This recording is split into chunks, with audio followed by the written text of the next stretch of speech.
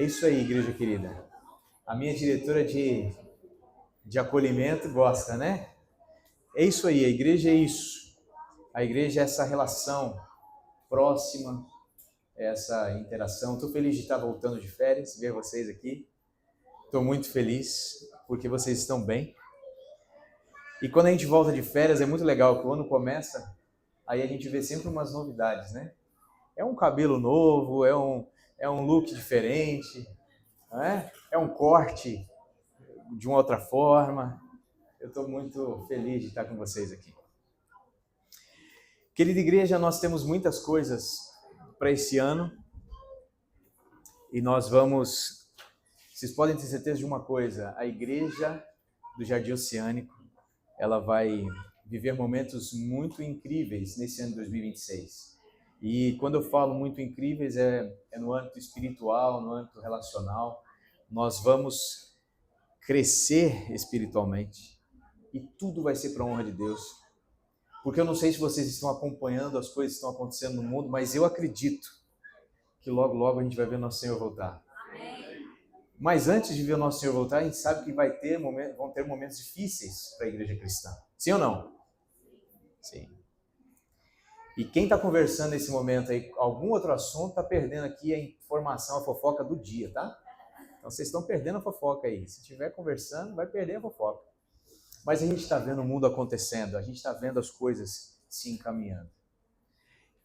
Uma coisa que eu me surpreendi quando comecei a estudar profecia foi que eu vi que as profecias elas se cumpriam na história precisamente. O livro de Daniel, o livro do Apocalipse, elas se cumprem na história precisamente. E as coisas que a profecia elas apontam para o futuro me traz a certeza, Yutler, que vai acontecer também. E eu tenho acompanhado os movimentos aí em âmbito nacional, em âmbito internacional, e uma coisa que é certa, as profecias elas vão se cumprir. Mas infelizmente pegarão alguns estudiosos de profecias desprevenidos, porque às vezes nós engessamos determinadas coisas na nossa cabeça e acreditamos assim, João, vai acontecer assim, assim, assim. E é nesse momento que a gente é pego desprevenido. Vou te contar um segredo para vocês. Vocês acham que o povo judeu sabia da vinda do Messias? Sim ou não? Sabia? Sabia. Tanto é que quando os sábios vão até o rei para perguntar onde o Messias nasceria, ele manda os seus instruídos, os seus escribas, procurarem nos livros dos profetas. E ele fala assim, segundo os profetas, ele nasceria em Belém. Eles sabiam, só que o que acontecia? Eles formataram a vinda do Messias de uma forma. E porque eles pintaram aquele quadro de uma forma, eles não perceberam quando a realidade estava acontecendo. E queridos, posso falar uma coisa para você? Muitos estudiosos das profecias serão pegos desprevenidos porque pintaram um quadro e quando a realidade se diferenciar desse quadro pintado, eles não vão entender o que está acontecendo. E eu quero alertar você que a história está se encaminhando de acordo com as profecias. Nós não somos eu sou o último a ser sensacionalista, mas eu digo para você, vamos estudar a Bíblia, vamos nos manter em oração, porque o nosso tempo nessa terra está se findando. Eu tenho certeza e a esperança do meu coração é essa. E eu vou viver até o último suspiro da minha vida com essa esperança. Diego, se não vier enquanto você estiver vivo, descansarei com essa esperança. Se eu morrer amanhã, eu vou acreditar até hoje que Jesus vai voltar hoje. Porque é isso que a Bíblia me convida a fazer, tá bom? Para esse ano, nós temos o livro do Alejandro Bulhon, tá? Alejandro Bulhon, que é o livro que nós vamos fazer o Impacto Esperança. É o livro que nós vamos distribuir, o livro que nós vamos trabalhar ao longo do ano. Só que tem uma coisa que acontece que é um fenômeno na igreja. Muitas vezes, eu sei que não acontece aqui nessa igreja, só em outras. Muitas vezes nós entregamos o livro e não sabemos o que está escrito. Já aconteceu com você? Uma vez eu estava entregando o livro, não tinha lido o livro do Impacto Esperança. Era na época que era Esperança alguma coisa.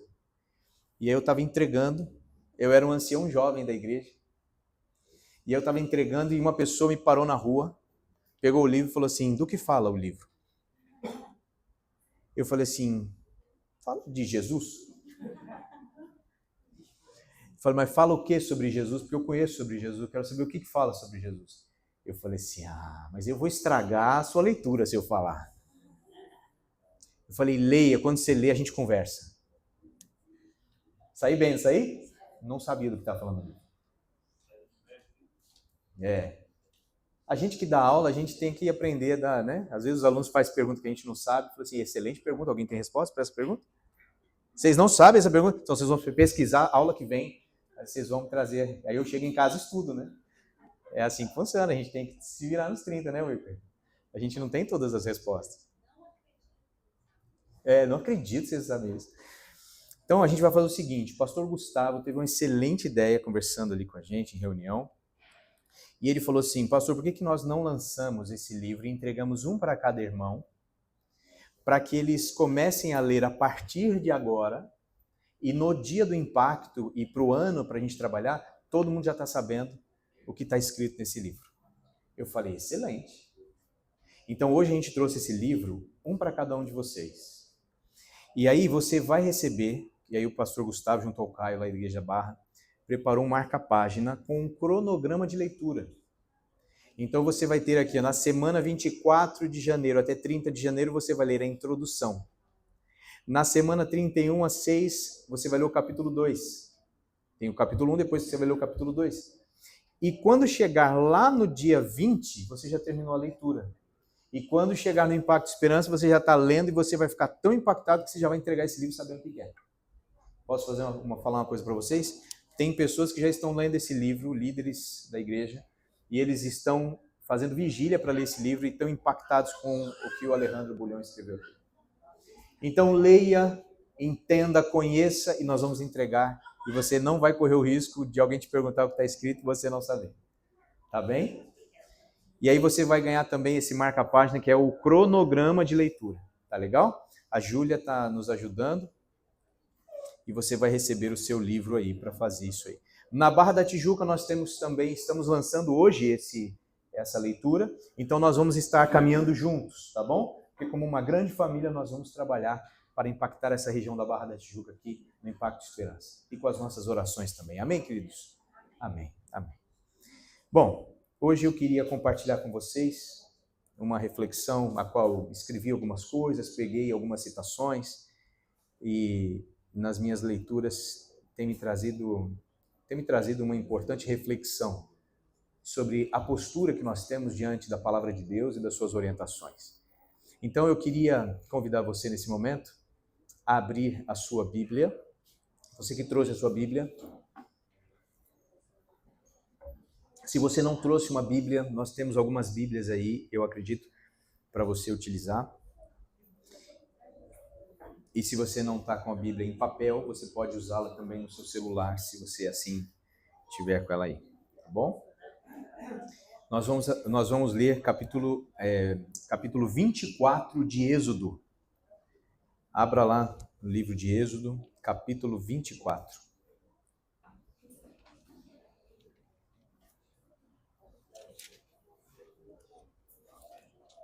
Êxodo, capítulo 24.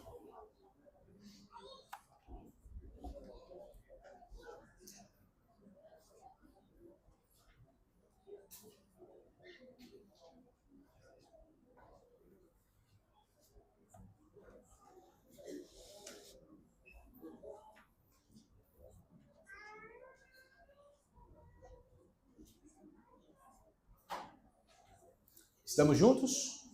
Êxodo, capítulo 24, nós vamos ler o verso 3. Tá bom? Em diante. Tá bem? Mas antes eu quero fazer mais uma prece com vocês, então feche seus olhos para que o Espírito seja o único a falar a nossa mente nesse momento. Querido Deus, Senhor do céu e da terra, agradecemos a Ti porque recebemos, Senhor, o privilégio de estarmos vivos hoje. O Senhor nos abençoa com um dia deleitoso, onde as chuvas amenizaram para que nós viéssemos à sua casa adorá-la. Senhor, a sua palavra O texto sagrado está aberto. Por favor, nos ajude, Senhor, para que os barulhos da nossa mente agitada pela vida silenciem-se, para que o Senhor possa falar a nós agora. Pedimos isso, Senhor, porque sabemos o momento delicado ao qual estamos vivendo. E por esse motivo, queremos que nossa mente, o nosso coração e nossa postura agora honrem o santo nome eterno do Senhor. Por esse motivo, agradecemos ao Senhor mais uma vez, pedimos a sua bondade sobre nós, em nome de Jesus. Amém. Amém. Amém, amém. Êxodo capítulo 24, verso 3. Nós lemos assim: Veio, pois, Moisés e referiu ao povo todas as palavras do Senhor e todos os estatutos. Então todo o povo respondeu a uma voz e disse: tudo o que falou o Senhor faremos. Moisés escreveu todas as palavras do Senhor e, tendo-se levantado pela manhã de madrugada, erigiu um altar ao pé do monte e 12 colunas, segundo as 12 tribos de Israel. E enviou alguns jovens dos filhos de Israel, os quais ofereceram ao Senhor holocaustos e sacrifícios pacíficos de novilhos. Moisés, então, tomou metade do sangue e o pôs em bacias, e a outra metade aspergiu sobre o altar. Tomou o livro da aliança e o leu ao povo, e eles disseram: tudo o que falou o Senhor faremos e obedeceremos. E então tomou Moisés aquele sangue e o aspergiu sobre o povo, e disse: eis aqui o sangue da aliança que o Senhor fez convosco, a respeito de todas as palavras escritas. E aí, tá bom. Nós vamos trabalhar em cima dessa perícope, mais especificamente num verso desse trecho. Só vou pedir a gentileza dos irmãos da seguinte forma: se você estiver com o seu celular no alto, coloque ele no mudo, para que a gente não tenha fundo musical. Porque o único fundo musical é da banda. Se você fizer um fundo musical aí, eles ficam com ciúmes aqui. Tá bem? Nós vamos trabalhar especificamente o verso 7. Porque o verso 7, ele traz para nós uma redundância curiosa. Uma aparente redundância no texto. E aqui, quando você vai observar, você entende que Moisés esteve com Deus durante um tempo. O povo se abismou diante dos eventos que estavam acontecendo. O povo clama a Moisés, Moisés fala você com o Senhor porque nós tememos. O monte onde Moisés estava, ele entra com uma nuvem densa e o povo se assusta. Moisés fala: não fale o Deus conosco, fale através de você. Moisés recebe as orientações e escreve. Lê ao povo todas as orientações de Deus. E no verso 7, o povo assume uma postura ambígua, uma postura aparentemente parece uma redundância. Aí você pensa, mas será que há uma ambiguidade, uma redundância? O que está acontecendo nesse texto? Porque quando Moisés lê todo o texto, o povo diz assim: tudo o que falou o Senhor, nós faremos e... Você fala assim, mas aí parece que é a mesma coisa. Só que o que é curioso aqui nesse trecho é que a palavra obedecer é a palavra shema, que é ouvir.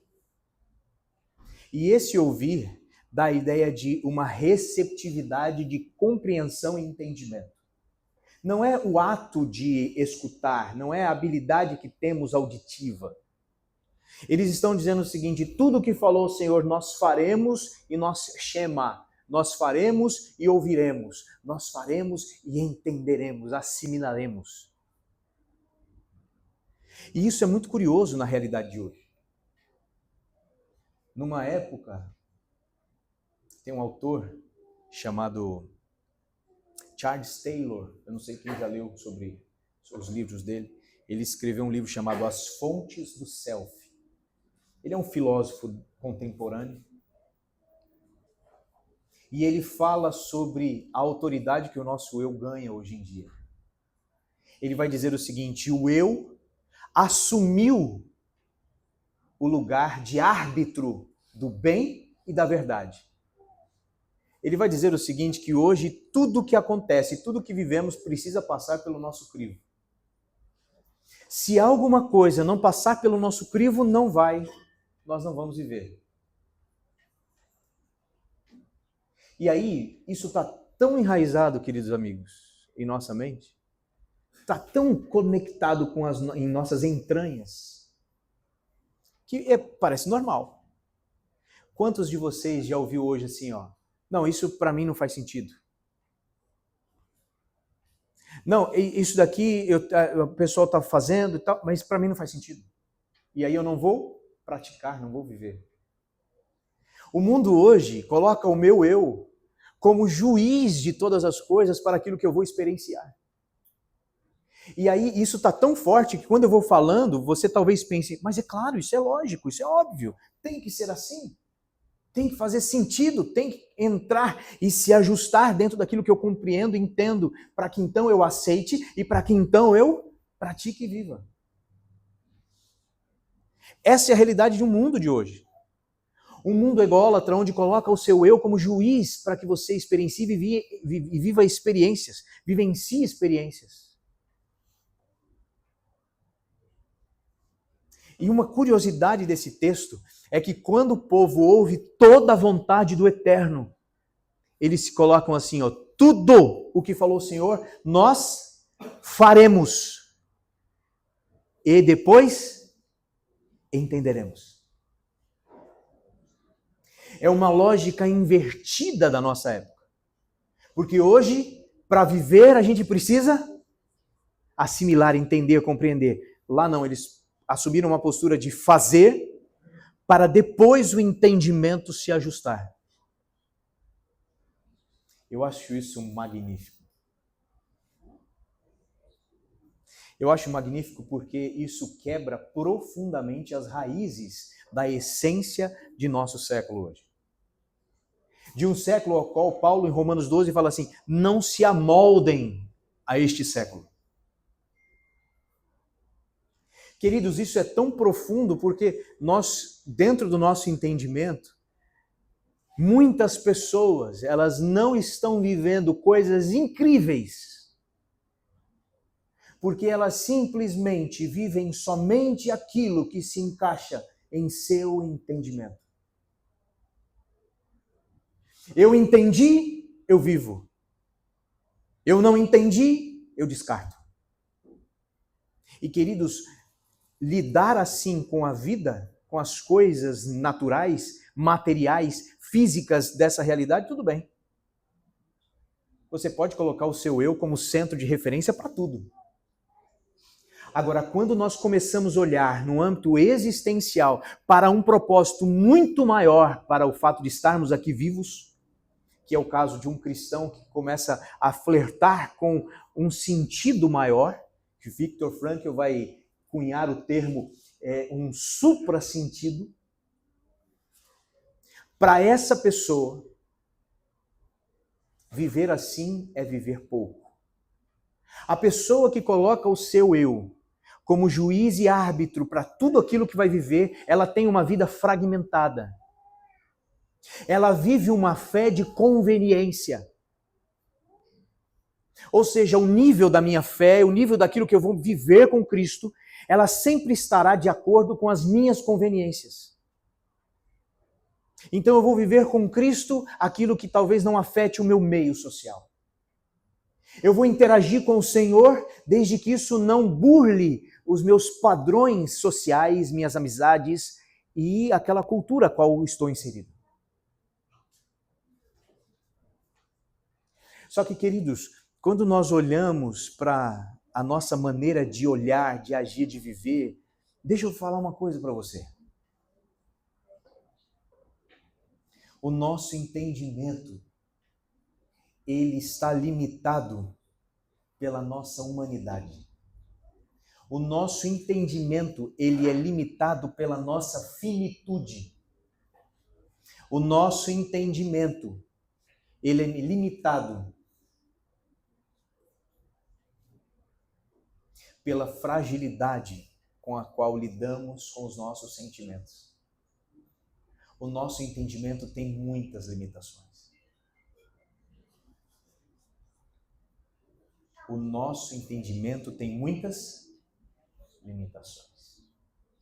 E viver apenas sobre a cerca do nosso entendimento é viver pouco. E o povo assume uma postura diante daquilo que eles estavam vivenciando com o Senhor, o seguinte: antes de entender, nós vamos fazer. Porque se vivermos o que o Senhor pede apenas pelo que entendemos, não vamos viver nada do que Ele tem para nós. Mas se fazermos e vivermos, ou se fizermos e vivermos, com certeza o nosso entendimento se ampliará. Porque é como a criança. Quem tem filhos aí vai entender a minha referência. E quem não tem também. Imagina se uma criança, ela só obedecesse os pais se fizesse sentido para ela. Se ela falar assim: pai, eu só vou te obedecer naquilo que o meu entendimento compreende. E aí os pais da modernidade talvez permitam que isso aconteça. Não, filho, só o que fizer sentido para você, tá bom? As ordens que não fizer e o caminho que a gente mostrar para você, que não fizer sentido, você não precisa fazer. Essa criança, ela vai viver dentro de um ambiente seguro do seu entendimento, do seu restrito entendimento. Só que uma coisa é certa, a sua compreensão, a sua flexibilidade de entendimento sempre será restrita. Ela terá um entendimento atrofiado. Porque o pai vai colocar a criança em cima da jadeira e fala assim: pula, meu filho. E a criança vai olhar matematicamente e vai falar o seguinte: não, isso não tem lógica. Para que vou me colocar em risco? Para que vou arriscar a minha vida dessa forma?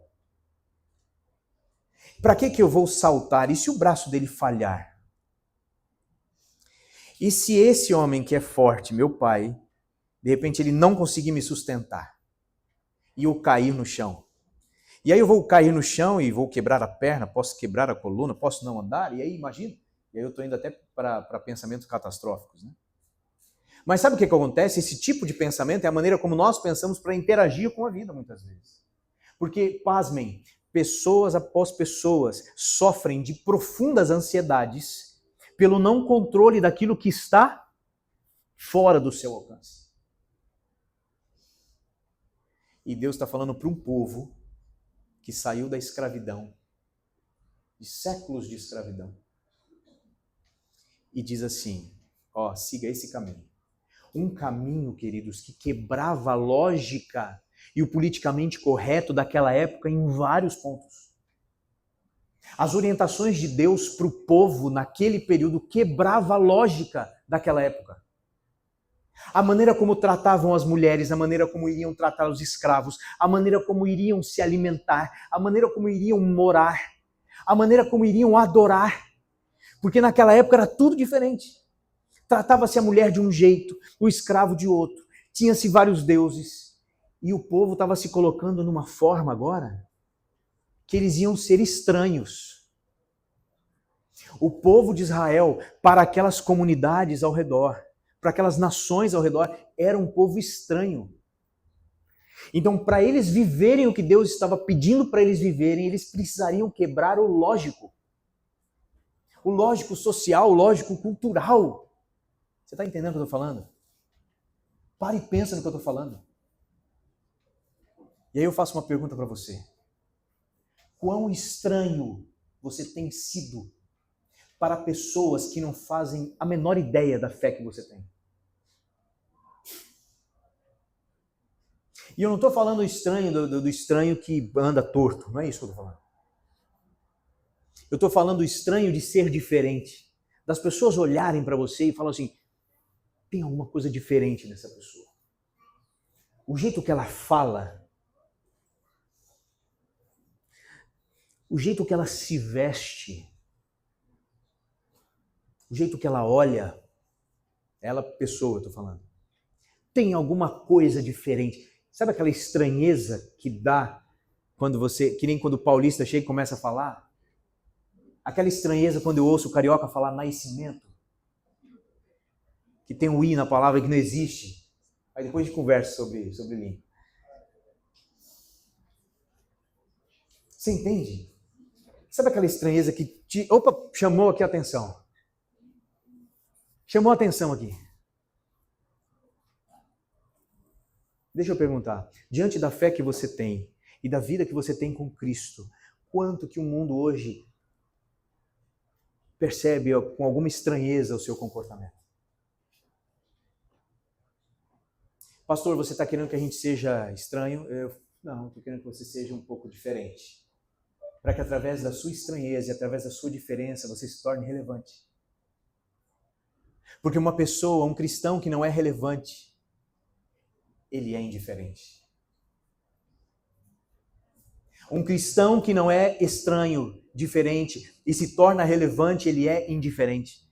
Ele é insignificativo ou não significativo. Queridos, o povo assume uma postura para dizer assim, vamos ampliar o nosso entendimento por aquilo que estamos fazendo. É a coisa mais fascinante. Por que a criança se desenvolve tanto? Porque ela não vive baseada em seu próprio entendimento. Porque ela quebra os padrões daquilo que ela não compreende e ela só se atira e vai. E quando a gente extravasa o nosso entendimento e vivenciamos experiências, o nosso entendimento se amplia. Exemplo das loucuras bíblicas. Povo, vai cair pão do céu para vocês. Toda manhã vocês terão pão de vocês que vocês vão colher. Vocês vão colher uma porção diariamente. E aí a ansiedade, a gente acha que a ansiedade é uma doença moderna? A ansiedade faz o quê? Eu sei que o Senhor falou uma porção. Mas e se amanhã ele se esquecer? Começou a pensar. Inclusive, essa ideia do começar a pensar, tem um filósofo do século XIX chamado Søren Kierkegaard, que ele escreve no seu livro Temor e Tremor o seguinte: a fé começa justamente onde termina ou para o pensamento. O que ele está dizendo? Ele está falando que a fé é anti-intelectual? É isso que ele está dizendo? Não, ele está falando assim, a fé é anti-autossuficiência. A fé começa quando termina o pensamento. Porque enquanto pensamos, ponderamos e vivemos dentro de um ambiente seguro, ao qual vai fazer sentido para nós, mas quando isso termina e a gente silencia os pensamentos, a gente pode viver aquilo que Deus propõe. E é nesse momento onde o nosso entendimento se amplia. E aí Deus fala assim, uma porção vocês vão pegar. Aí fala assim, mas e se amanhã Deus esquecer? Mas e amanhã como vai ser? Como que eu vou sustentar minha família amanhã? Não, é uma porção. Aí quem pegava duas, o que acontecia? Apodrecia. Sabe o que Deus está comunicando ao povo ali? Você acha que Deus mudou? Ele faz isso hoje também. A única coisa é que nós nos acostumamos a viver dentro das nossas atitudes empodrecidas sem a presença de Deus. Nós acostumamos a degustar o empodrecimento de nossas ações sem a direção do Eterno. Mas Deus continua o mesmo. Se você pegar, você está dizendo para você mesmo, eu estou no controle da minha vida. Eu tenho o controle, sou eu sou a referência. E a partir desse momento, eu vou pegar duas porções, aí estraga. E a loucura de Deus é falar o seguinte, somente na sexta-feira vocês vão pegar duas porções. Porque no sábado vocês vão descansar. E vocês não vão descansar. Você acha que Deus estava fazendo eles descansarem da colheita do pão? O que vocês acham? Não. Deus estava fazendo eles descansarem de suas preocupações para o dia seguinte de novo. Hoje você não precisa se preocupar, eu vou prover para você. Aí entra a lógica de novo humana. E fala o seguinte, peraí, já estragou na quarta quando eu peguei. Se eu pegar agora, vai estragar no dia seguinte de novo. Só que, queridos, esse é o fascínio da interação de Deus conosco. Porque aí no dia seguinte, eles pegavam duas e não estragavam. Então, aqueles que buscavam entender para fazer, não pegaram a segunda porção porque falaram, já estragou, vai estragar de novo.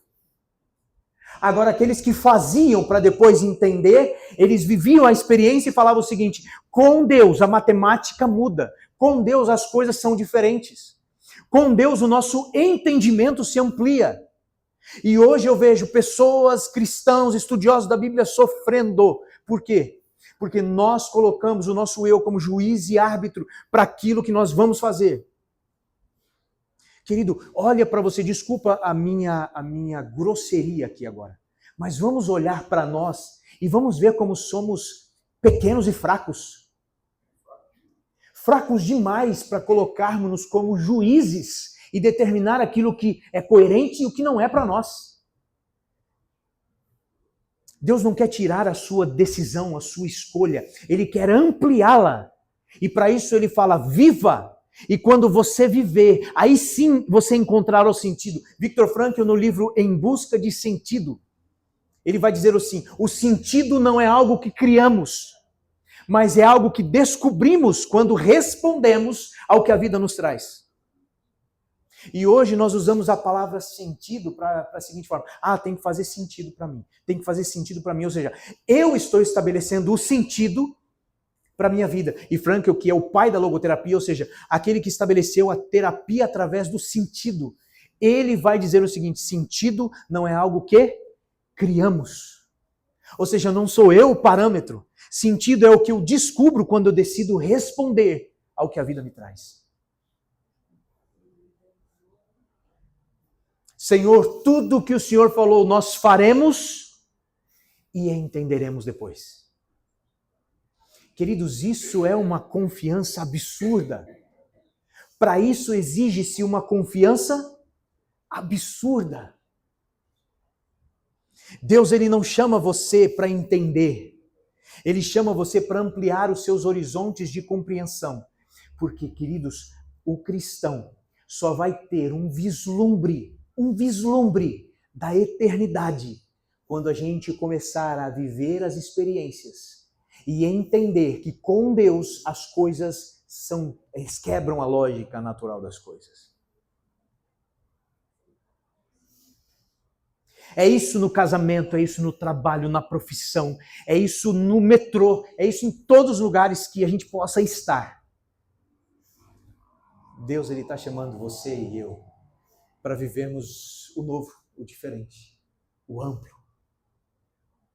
E nós estamos nos condicionando todos os dias a viver dentro das limitadas barreiras do nosso entendimento. Eu não vejo como isso pode dar certo. Deus fala para você, honra o 7º dia. Eu não sei como isso pode dar certo, eu tenho que alimentar minha família. Honra o seu corpo com o que você come e se alimenta. Como que eu vou dizer não para os meus desejos? Queridos, você não tem currículo para ser Deus da sua vida.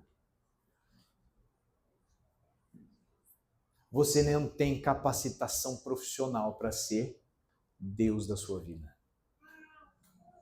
E se você entender isso quanto antes, você conseguirá viver a experiência de amplitude que Deus quer dar ao seu entendimento e à sua compreensão. Uma pessoa que carece de um sentido maior para a existência só buscará esse sentido maior se se dispuser a viver a vontade do Eterno para a sua vida, mesmo que não faça tanto sentido agora. Os meus filhos me ensinam muito. E uma das coisas que eles me ensinam é justamente isso. Que a maior parte das vezes eles estão errados. Papai, mas você está falando para eu fazer assim, mas não faz sentido. Eu falei, faz, depois a gente conversa. E quando eu faço isso com eles, eu falo assim, eu acho que Deus faz assim comigo também. Senhor, não está fazendo sentido. Aí ele fala assim, faz, depois a gente conversa.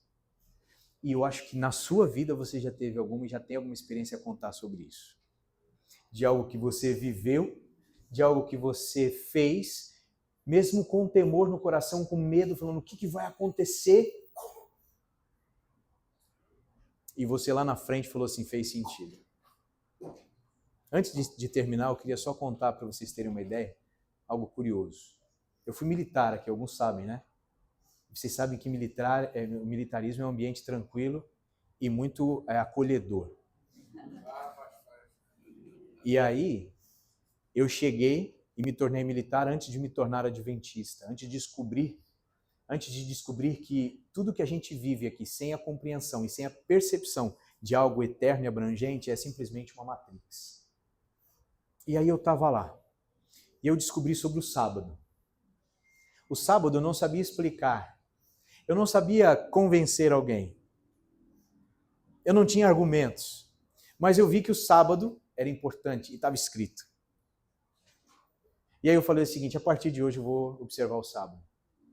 Cheguei para o meu capitão, falei para o capitão assim, capitão, hoje eu descobri um negócio. E meu capitão, ele era evangélico, e ele conhecia da Bíblia. Eu falei, capitão, eu descobri uma coisa, eu queria que o senhor me ajudasse. Eu não queria mais trabalhar aos sábados. Desculpa, Gustavo, vou ficar mais parado aqui. Eu não quero mais trabalhar aos sábados. Eu queria que o senhor colocasse-me na escala apenas aos domingos. E nos feriados, todos mais, mas no sábado não. Aí ele falou para mim assim, aí me deu uma aula de Bíblia. Olha, eu vou te ensinar uma coisa, o sábado não existe mais. O sábado era para Israel, era para o judeu. Você é judeu? Aí eu falei, não. Então não existe mais o sábado. O cristão hoje ele é liberto pela graça. E pela graça, segundo Paulo, eu vou te falar que muita gente hoje segue, dentro da igreja adventista, está seguindo algumas teologias paulinas que não existem, tá? Paulo ele tinha uma teologia bíblica. E a gente está criando uma teologia paulina baseada na não compreensão que a gente tem dos textos de Paulo. E aí ele fala assim, segundo Paulo, nós estamos libertos pela graça. Então a gente não precisa mais dessas coisas. E eu falei para ele assim, capitão, eu não sei te responder isso, porque o senhor entende mais da Bíblia que eu. Mas eu queria muito não trabalhar o sábado, porque está escrito, ainda está escrito. Mesmo que o senhor falou tudo isso, ainda está escrito. Aí ele falou assim, muito compreensivamente, ele falou, não. Eu falei, o senhor permite pelo menos eu tentar trocas de serviço? E ele falou, se você conseguir. E eu comecei a trocar serviço. Quando eu era escalado no sábado, eu chegava com um amigo e falava assim, vem cá, que dia que você está trabalhando? Domingo. Eu falei, troca comigo, você trabalha sábado, eu trabalho domingo, troca. E aí fui fazendo isso. Só que chegou um momento que o pessoal começou a entender que eu estava fazendo isso por uma questão de fé. E aí eu comecei a chegar para eles e falar assim, você troca o trabalho comigo no domingo? Aí ele falou assim, troco, mas você faz 2 domingos para mim, para eu fazer o sábado para você. Eu olhei para ele, eu gostava muito de trabalhar. Eu falei assim, tá bom, eu faço. E eu comecei a trocar 2 por 1. E foi assim alguns meses. E aí depois teve um abençoado, um bem-aventurado, que falou o seguinte, se você fizer 2 domingos e um feriado quando eu precisar, eu troco com você. E eles faziam isso quando via que não tinha mais ninguém para trocar. E eu comecei a fazer isso também. Para eles, uma loucura. Para mim, eu não tinha nem entendimento do porquê deveria passar por isso. Mas quando eu vi que era assim que tinha que fazer, eu fiz. Isso é tolice. É tolice para os fracos. Agora, para os fortes que conseguem subpujar suas inclinações, são experiências. E aí eu fui, Até o dia que o capitão me chamou na sala. Vem cá, eu estou olhando sua escala, você está trabalhando muito mais do que você deveria trabalhar. Olha aqui o tanto de horas que você tem a mais. Falei, capitão, eu pedi para o senhor para não trabalhar na escala. Só que o senhor não deixou, eu estou trocando. Mas o que quer dizer isso aqui a mais? Eu falei que o pessoal descobriu que para mim é importante. E aí agora eles estão trocando 2 por 1, 3 por 1. Mas, capitão, eu gosto muito do senhor, eu gosto de estar aqui. Aí ele falou, levantou, pensou um pouco, levantou, pegou comigo e falou, vem cá. Aí foi até a sala do sargenteante. Primeiro sargento, quase subtenente, antigo, tinha vivido muita coisa. Ele entrou, o sargenteante olhou para mim, fala. Aí entrou o capitão atrás, ele levantou, capitão, a partir de hoje eu não quero mais o Diego escalado, no sábado. Não era Diego que falava, não era meu sobrenome, Pires. A partir de hoje eu não quero mais o Pires escalado aos sábados, nos dias de sábado. Coloque ele em operações, tudo que operação que tiver, você põe ele. Mas não escala mais no sábado. E aí eu agradeci o capitão. E naquela hora eu comecei a agradecer a Deus, porque a partir daí o capitão descobriu, e eu descobri, que ele descobriu que ele tinha uma pessoa sincera, honesta e trabalhadora dentro da corporação, porque naquilo que eu precisava, quando você é fiel, quando você busca ser justo, mesmo em meio às turbulências, ele fala, e ele falou isso para mim, tá? Por isso que eu estou falando para vocês. Ele falou assim, eu sei que eu posso confiar em você. Porque se você não cedeu, você não dobrou diante de algo importante para você, eu sei que eu posso confiar em você em outras áreas também. E lá na frente, Deus, depois de meses, quase um ano, Deus me mostrou o sentido de ser fiel a Ele. Deixa eu fazer uma pergunta para você. Qual área da sua fé hoje é negociável? Quais áreas da sua fé você tem negociado hoje?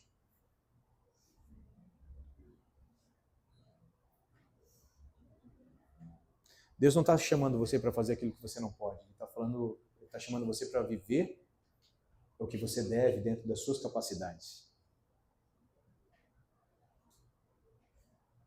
E a última pergunta que eu faço para você. A primeira, quais áreas da sua fé você tem negociado? E a segunda, o que Deus já falou com você e você ainda está ponderando, analisando para ver se faz sentido? O que Deus já convenceu o seu coração, mas você ainda está relutando, disputando o trono da sua vida com Ele? Você vai ficar analisando até quando? Você vai ficar buscando entendimento para viver o quê?